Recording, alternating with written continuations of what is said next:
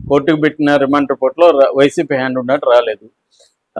మొత్తం కూడా జయచంద్రారెడ్డి, జనార్దన్ రావు, వాళ్ళ తమ్ముడు జగన్మోహన్ రావు, తర్వాత జయచంద్రారెడ్డి డ్రైవరు, జయచంద్రారెడ్డి పిఏ రాజేషు, ఆయనకు సంబంధించిన ఒక వైన్ షాపు, తర్వాత జనార్దన్ రావుకి సంబంధించిన బారు, ఈ వ్యవహారాలు మాత్రమే రిమాండ్ రిపోర్ట్లో ఉన్నాయి. మనం చెప్పుకున్నాం కూడా.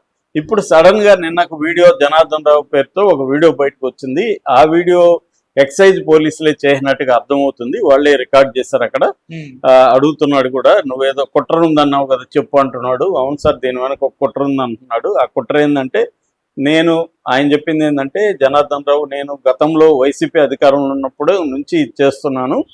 అప్పుడు జోగి రమేష్ అండదండలతో ఈ పని చేశాను నేను. తర్వాత గవర్నమెంట్ మారగానే నేను ఆపేశాను.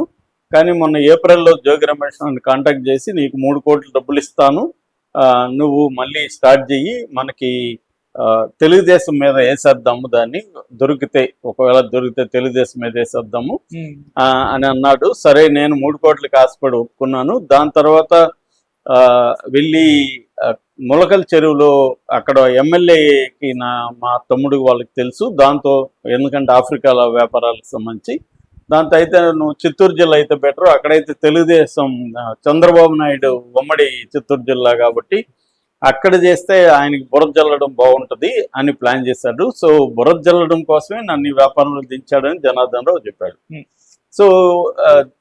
సో జోగి రమేష్ ఈ మొత్తం మధ్య కుంభకోణం వెనక జోగి రమేష్ ఉన్నాడు అనేది ఇవాళ.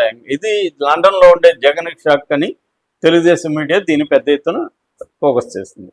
ఇక్కడ అనేక ప్రశ్నలు వైసీపీ వాళ్ళు లేవనెత్తున్నారు. ఒకటి, అతను రావడమే ముందుగానే అతనితో ప్లాన్ చేసుకొని, నువ్వు వచ్చేసి అప్రూవర్గా మారిపో, జోగి రమేష్ అంటే వైసీపీ వాళ్ళ మీద వేసేద్దాం, నీకేం కాదు, అప్రూవర్గా పెట్టేస్తాను నిన్ను, నీకు బెయిల్ వచ్చేస్తుంది అని ప్లాన్ చేసి, అంటే ఈ మద్యం కుంభకోణాన్ని జగన్ ఏం చేస్తాడు, సీరియస్గా తీసుకున్నాడు. కల్తీ మద్యం కుంభకోణాన్ని సీరియస్గా తీసుకొని ఎక్కడికక్కడ ధర్నాలు, రాస్తారోకోలు దీన్ని ఇష్యూ చేయగలిగారు. వీళ్ళు బాగా వైసీపీ వాళ్ళు ఇష్యూ చేయగలిగారు. పైగా మద్యం తాగే వాళ్ళకందరికీ ఇప్పుడు టెన్షన్ వచ్చేసింది. మనం ఏది ఒరిజినల్, ఏది ఇది అనే ఒక టెన్షన్ వచ్చింది. గతంలో కూడా తాగుబోతులంతా కూడా జగన్కి యాంటీ అయిపోయి గట్టిగా జగన్ ఓడించాలని కంకణం కట్టుకున్నారు. ఇప్పుడు సేమ్ అదే సిచ్యువేషన్ ఇక్కడ కూడా కనబడుతుంది. ఎందుకంటే గతంలో కనీసం బెల్ట్ షాపులో ఉండేది కాదు, గవర్నమెంట్ దగ్గరే ఉండేవి. ఓన్లీ ఏంటంటే దారుణమైన బ్రాండ్లు పెట్టి తాగాలంటేనే భయపడే పరిస్థితికి జగన్ తీసుకొచ్చాడు. అతని ఉద్దేశం కూడా అదే అని చెప్పుకున్నాడు. ఎందుకంటే అతను మద్యపాన నిషేధం చెప్పాడు కాబట్టి దశల వారీగా మద్యపానం నిషేధించాలంటే ముందు అసలు దాన్ని డిస్కరేజ్ చేయాలి. అందుకే రేట్లు ఎక్కువ పెంచుతున్నాడు, బ్రాండ్లు ఎలా పెడుతున్నాడు చెప్పాడు. కానీ అల్టిమేట్గా అది వర్కౌట్ అవ్వలేదు. జగన్కి బాగా ఇబ్బంది కలిగించిన అంశాల్లో ఈ చీప్ బ్రాండ్లు తీసుకురావడం. ఇప్పుడు కూడా ఇది చీప్ బ్రాండ్ల కంటే ఘోరం కదా. చీప్ బ్రాండ్లు అన్నా కల్తీ ఉండదు, ఇది కల్తీ ఇంకా ఘోరం. సో అందువల్ల జనాల్లో వ్యతిరేకత వచ్చేసరికి తెలుగుదేశం వాళ్ళు ఏం చేశారు, దీన్ని మళ్ళీ వైసీపీకి ఎట్లా చుట్టాలని ఫస్ట్ ఏమో జయచంద్రారెడ్డి కోర్టు అని చెప్పారు. అది పెద్ద జనం నమ్మలేదు.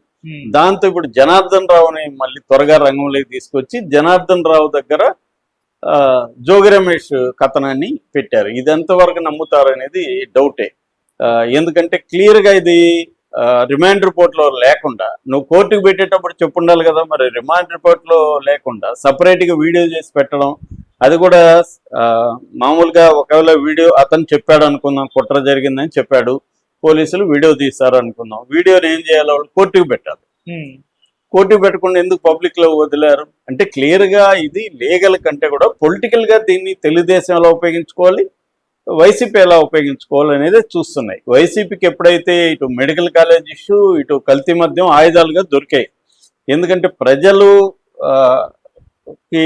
రెగ్యులర్గా అఫెక్ట్ చేసే అంశాలు, అవి సెన్సేషనల్ స్వభావం ఉన్న అంశాలు కానీ దొరికితే